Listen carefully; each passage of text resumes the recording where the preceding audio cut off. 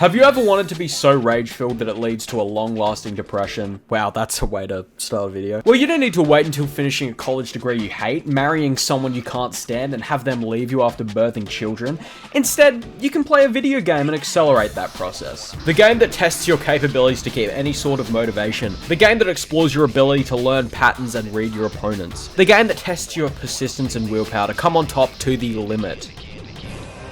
Dark Souls gets a lot of credit as one of the more difficult entries in the world of gaming, alongside other experiences of the same nature. And although I've heard countless times from people, I'm a real gamer, I finished Dark Souls, and you can't finish a Souls-like, and you dork, go back to the chess club. Yes, I was in the chess club. Since this was my first encounter with the Dark Souls series, I decided to try beating the game on my own. This was an entirely blind run, except that I didn't have to play this game with Braille subtitles. It took a little while, and the road getting there was rockier than Sen's Fortress, but I completed Dark Souls, and I can safely say, it really is one of the best games ever.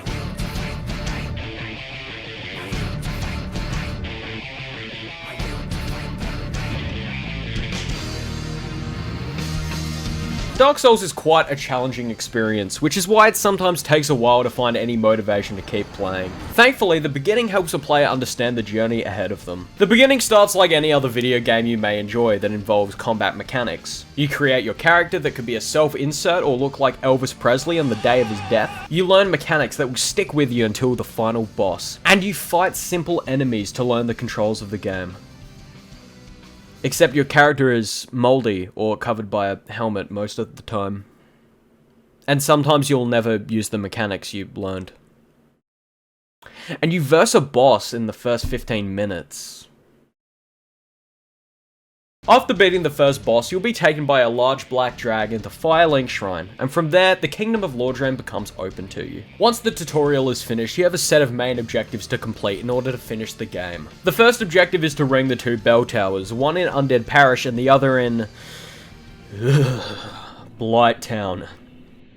Fuck those poison dart pieces of shit. The second objective is to reach the amazing chest in Anor Londo, which afterwards opens warping, making the world much easier to traverse. The third objective is to fill the Lord's Vessel with the souls of 4 different bosses in any order. The worst designed boss battle in history, the coolest looking design in the game, the strangest dragon in existence, and the 4 kings. The final objective is defeating Gwyn, Lord of Cinder, Father of 4, the strongest character in the game. Although these tasks sound simple on paper, there are multiple reasons why Dark Souls has gained the reputation it has. Besides the countless tough enemies you have to face on your journey, Dark Souls thrives off throwing players into the unknown. Many of the attributes that can be used throughout the game aren't actually taught and are left up to the player to find out themselves. When I first gazed at the status screen, any sort of ambition I felt to complete the game had just completely washed away. I had no idea what the fuck any of this was. Hell, I've completed the game and I still don't know how to use magic, which I do have an excuse for. This is because I used one weapon throughout the whole game.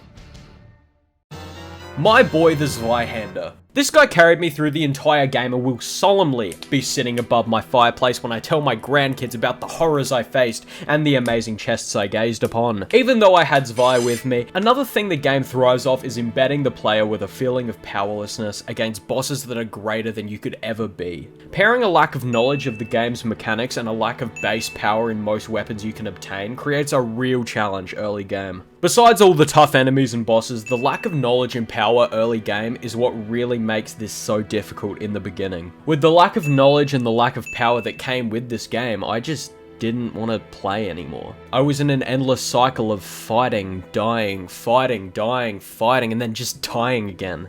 I couldn't see any reason to keep going. It just seemed pointless. But then, I found a reason to keep moving forward. Motivation to finish Dark Souls. I just wanted to stop dying. I wanted to be good at this game that felt so foreign to me. Many people who had played this before me said that Dark Souls is an experience that many should have, regardless of if you're a gamer or not. And I wanted to understand why. Why is this game so special? Another reason I had to keep going Because of this piece of shit right here. I came up from Blighttown to find that the poor firekeeper locked away was killed by this wank, and from that moment on I had to avenge her with all of my might. Even though it took me a while to find a genuine reason to complete the game, I would be lying if I didn't just find this game absolutely stunning. I only started recording footage once I reached Anor Londo because of this magnificent scene.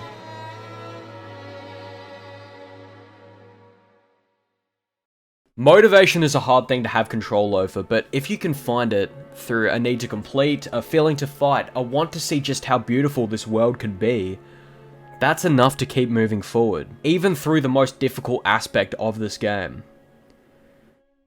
The boss fights. Dark Souls is known for its boss fights. From the fear they instill into players' hearts, to their unique appearances that separate them from any other video game bosses, from their power attacks that leave a player on half a heart, to their movesets that can be finely predicted after the loss of your humanity through the screen and outside of it. The bosses of this game aren't for the faint of heart.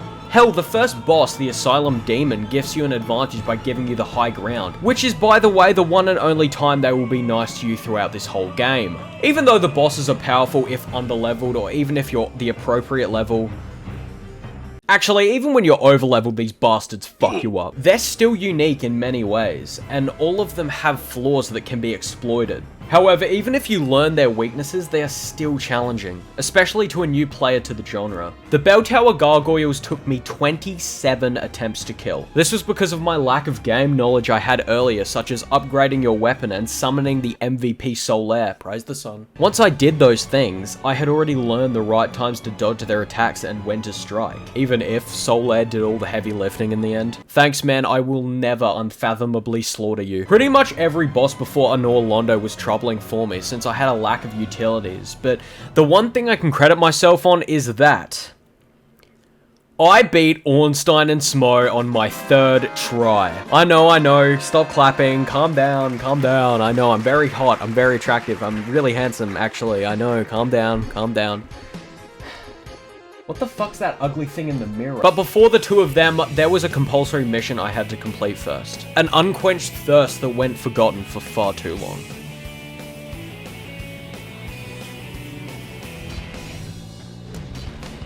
Oh, that's the guy who killed her. Wow, that's the guy, wow. I heard through the grapevine that these two are one of the more challenging bosses in the game. But they have nothing on my boy the Zweihander and my ability to roll. The first thing Ornstein does during the battle is charge at you, therefore you dodge away from it. Then focus all of your energy on him. Don't attack Smo once. After he kills a still alive Ornstein, by the way, he's not dead. He's not dead. You just power attack and roll each time he swings that hammer. Then after defeating the two of them, you have finally completed your objective of making it to the amazing chest in Anor Londo. Maybe I shouldn't have bought the armor. It's probably gonna be armor, right?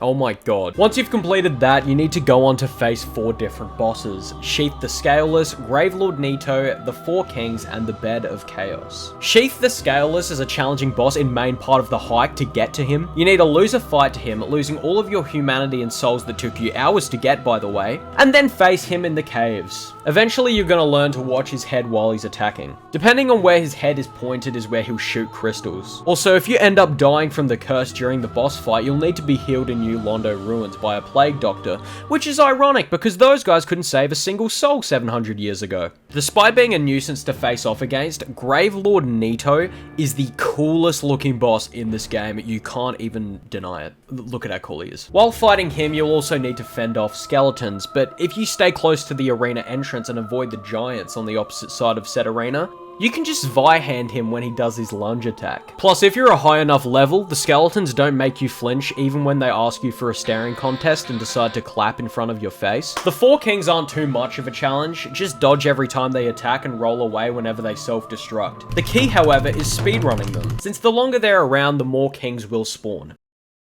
Now, the worst designed boss in history is the only boss that doesn't require any of your offensive stats, really. All you need to do is be able to pick up on visual cues and slash the guy 3 times in different locations. However, for some people who may think this is a regular boss battle and try swinging the center immediately,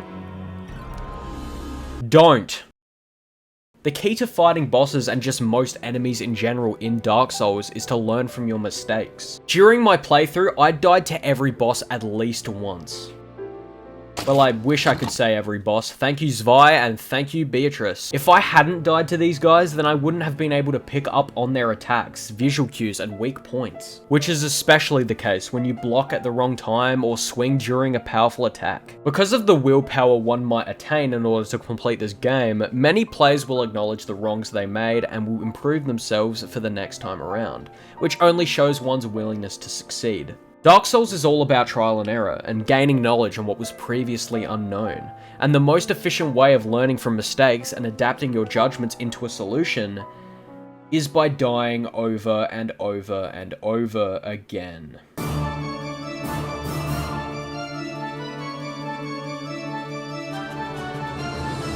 Another thing Dark Souls is notorious for that I underestimated massively is just how many times you die. I kept saying to myself, I defeated the Hollow Knight, this will be nothing. Or Metroid Dread, more like Metroid kinda dreadful but not too bad. Although I said those things, even I have to admit, I was wrong. The many deaths you incur may be from new enemies you haven't faced, from a foreign location you have yet to explore, or from just making a dumb mistake like striking a Titanite demon at the wrong time. Fuck you. The countless enemies in this game are a luck of the draw. They could be these harmless little guys. I'm sorry, brother, you helped me this far. Praise thee, son. Or they could be the most time-consuming creatures of all time. So if you excuse me, I'm gonna vent really quick. These bone wheels? Pieces of absolute shit. You'll be casually walking your way through the bottom of the catacombs and boom! You'll be sliced into shreds by a skeleton acting like every teenager with access to a tire. And for some reason they decided, hey, let's throw him into a painting. Because as we all know, the Mona Lisa is known for being filled with skeletons. Oh, but let's not forget, Drakes. Besides being a closet pedophile, infamous singer Drake gave his name to a flying fuck that blocks the bridge between New Londo ruins and the closest bonfire to the Four Kings boss fight. They take 3 critical hits from my boy the Zweihander, even when he's at plus 15 with level 30 strength. The only thing that Drakes do well is occasionally slipping and falling into the ravine. But wait, there's more. If you dial the number on your screen, you won't just get 1, but you'll get 2 of these fuckers right here. Silver Knight Archers aren't that bad, but these 2 in particular make Anor Londo go from being a somewhat annoying experience to the worst thing in the entire fucking game. All I wanted to do was climb the fucking arch and break into a princess's home, but no. These unique boss wannabes just needed to have their spot in the limelight, since after reaching the palace door, no one's gonna fucking see him anymore. Oh, but believe you me, the enemies of Dark Souls aren't even the worst of it. Welcome to the wonderful world of Mordrin, where there are many diverse, interesting locations. If you've heard of Dark Souls, you've probably heard of Blighttown. Oh, you have? Well, it sucks. You have to dodge people who spit poison darts at you, you have to parkour across wooden planks that swerve, and you have to traverse through poisonous mud. Then there are these guys who threw boulders, and these fellas who spit fire. Blighttown, albeit was a hard location to bear through, but not nearly as hard as Sen's House of Fun. Sen's Fortress is home to Snake Warriors, which made not just my life, but I'm sure everyone's life a living hell. In particular, this guy who spends most of his life standing there shooting lightning. What a pathetic life to live, go get a job. Also, there are swinging blades that are easily maneuverable, but not when these cobra fucks are shooting shit at you. Sen's was without a doubt the worst place to venture through in this game, but the painted world wasn't a fun ride either. The Starry Night wannabe was torture for me since I had no way to heal myself from being poisoned by these goofy goiter looking guys. Surprisingly, the cool looking crows were the least of my worries, since when I went underground, there they were. Oh, fuck off. As I said, why are they in the painting? And getting to Vincent van Gogh's biggest regret was even more of a hassle. When I found that I could go back to the Undead Asylum, I fell down a pit and had to kill another demon that grew up wanting to be a demolitions expert. So once I finally reached Crossbreed Priscilla, I did what anyone else with my mindset would possibly do. I left her in peace so she could live her life.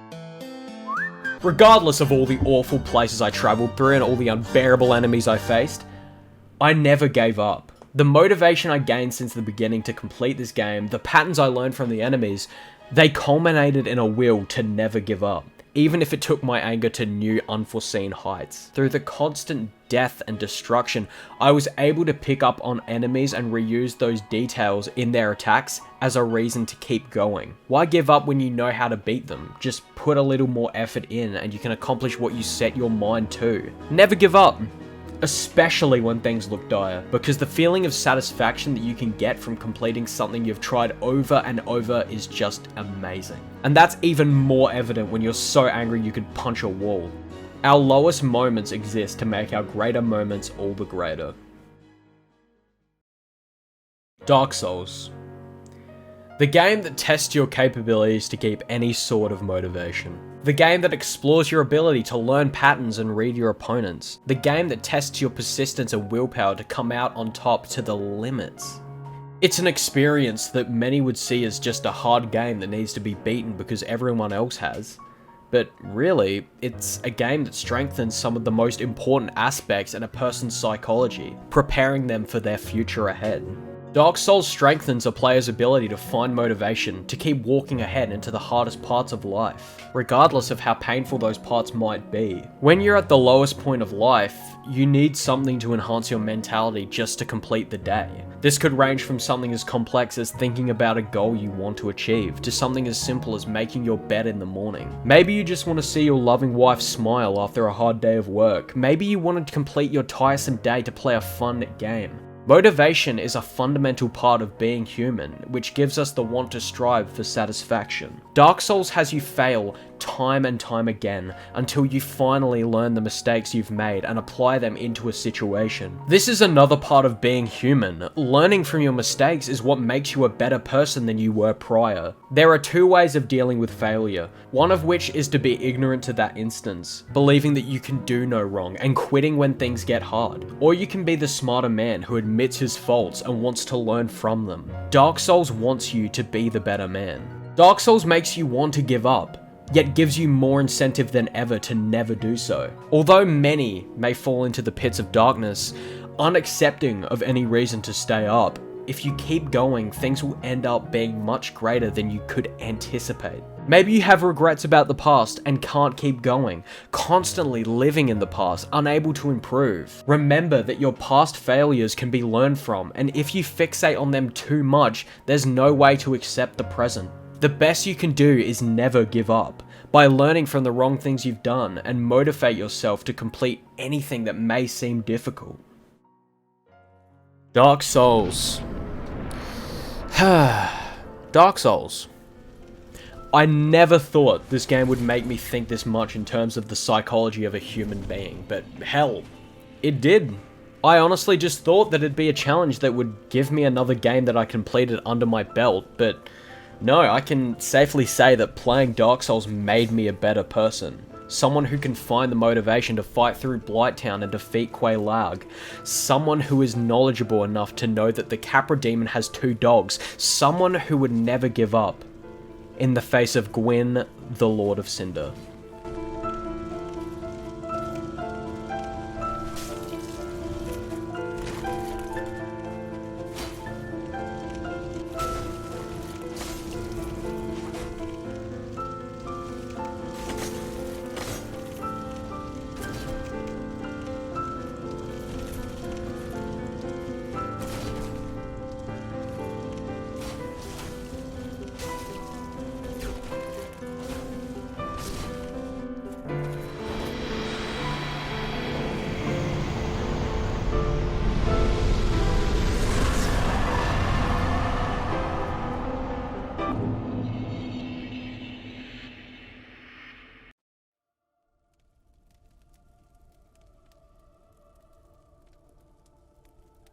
Eventually you're gonna reach the end, and you may never even realize how much you've changed. You can achieve anything you put your mind to, and Dark Souls is a game that teaches you that basic lesson by putting you through a nightmare. Dark Souls is an unforgettable experience that will make you a greater person than you were yesterday, and push you to do things you would have never believed possible. Oh, there we go. Now I can go get a piece of bread.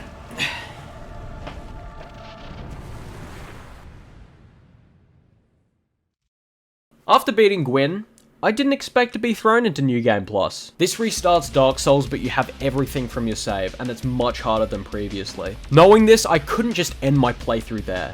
There was something I had to do, something that needed to be fulfilled inside me. Hey man.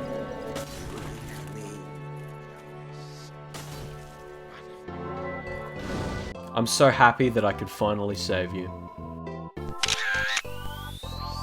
Hey fellas, if you enjoyed this one, consider checking out this video right here. It's on Skyrim and it's of the same vein of this video, so I'm pretty sure you're gonna love it. I'd also like to thank my patrons, in particular CJ and Murray. These two would beat Dark Souls without failing even once, because they're already incapable of failure, and are perfect. Anyways fellas, I'll see you in Dark Souls 2.